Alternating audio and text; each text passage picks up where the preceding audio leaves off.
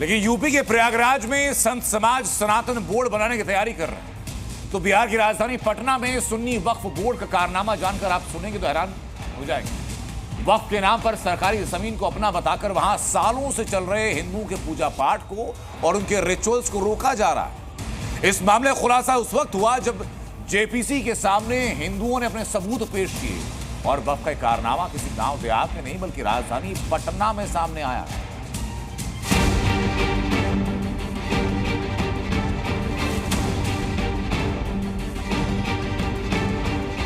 सरकारी जमीन पर वक्फ का कब्जा। वक्फ बोर्ड एक बार फिर सवालों के घेरे में। वक्फ बोर्ड पर पटना में दो जगहों पर सरकारी जमीन कब्जा करने का आरोप लगा है। जहां पहले हिंदू पूजा पाठ और अन्य धार्मिक काम करते थे, उस जमीन पर वक्फ ने अपना दावा पेश कर दिया है।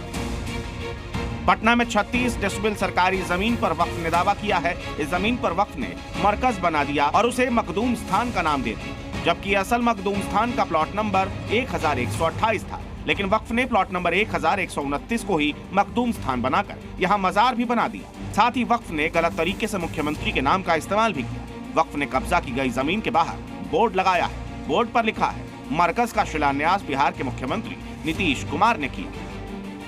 पटना का शेखपुरा मोहल्ला है और ये देखिए, ये एक मरकज बनाया गया है और ये इस मरकज के बारे में ये कहा जा रहा है कि ये 1129 नंबर का प्लॉट है और इस प्लॉट पर मरकज बना दिया गया। जबकि आपको दिखाना चाहेंगे, यहाँ जो एक मजार है, ये मजार का जो जिक्र किया गया है नक्शे में, वो 1128 प्लॉट नंबर पर है और उसको लेकर के भी शिकायत दर्ज कराई गई है।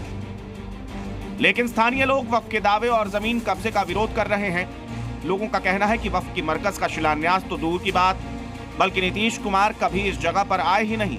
लोगों का दावा है कि वक्फ ने जबरन ये बोर्ड लगाया ताकि हिंदू समुदाय इस विवादित मरकज के खिलाफ आवाज न उठा सके। यहाँ कोई नीतीश कुमार या मोदी जी कोई नहीं आया।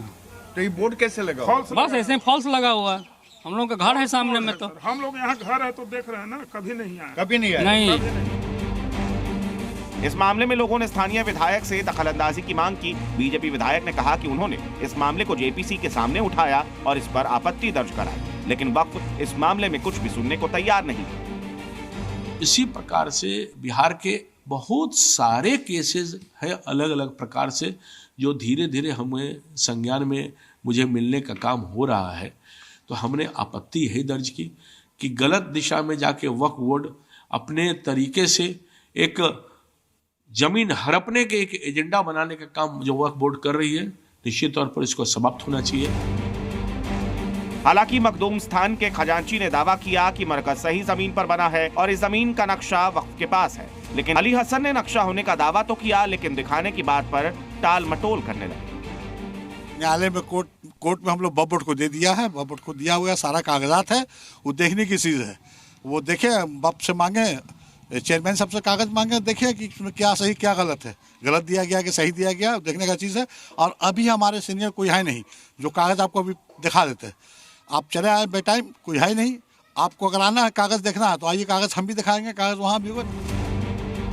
उधर पटना के गर्दनीबाग के पुराने तालाब पर भी वक्फ ने अपना दावा ठोक दिया है। करीब 100 साल पुराने इस तालाब पर कई साल से हिंदू समुदाय छठ पूजा करते आ रहे हैं, लेकिन अब वक्फ ने इस तालाब पर अपना कब्जा कर लिया है। वक्फ ने बाजब्ता इस तालाब को अपनी संपत्ति घोषित कर दी।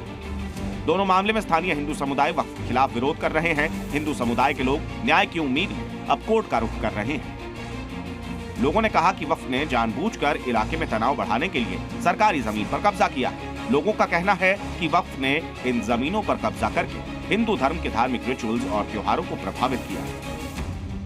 जेपीसी कमेटी जब पटना आई थी तो हिंदुओं ने जेपीसी को इस पूरे मामले की जानकारी दी है और ये कहा है कि वक्फ के नाम पर जो ज्यादती हो रही है उसका ताज़ा उदाहरण गर्दनीबाग पटना का ये तालाब का हिस्सा है।